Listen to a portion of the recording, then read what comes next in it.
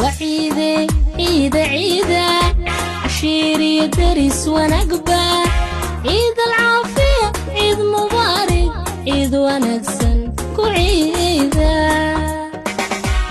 السلام عليكم حبيبي. وعليكم سلام. عيد مبارك. وعلينا وعليكم.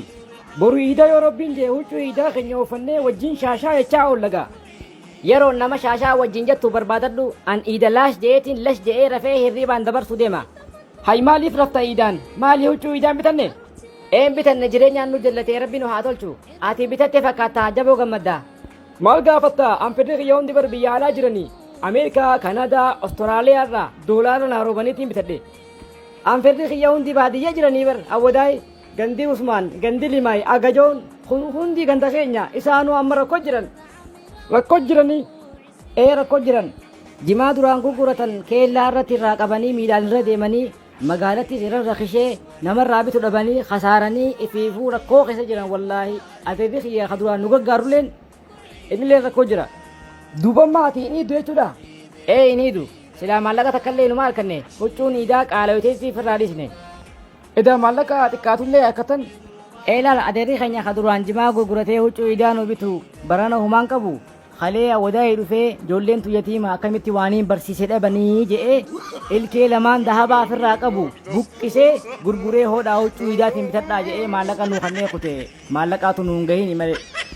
arjaa jechuun kana ka ilkee dahabaa ofirraa buqqisee gurguree huccuu iidaa namaa bitu maashaallah adeera numa qabdan.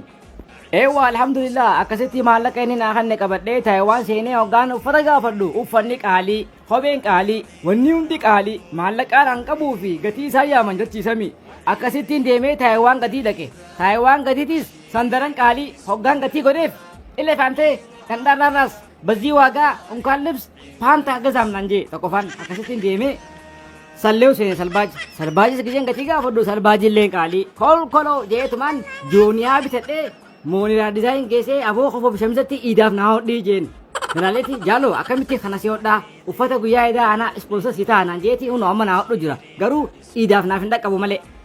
mooniraa dizaayin si kaarije malee jaaloon silaa guyyaa iidaatiin jooniyaa uffatee iiduu ka'ee naan jeegaa khayru wa khayraati.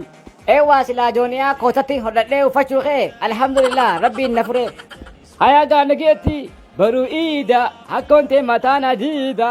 ati immoo ni rafta huccuu iidaa hin qabdu miskii wallaahi. boomaa na qabalta haqqanii dakeeti iid mubaarak.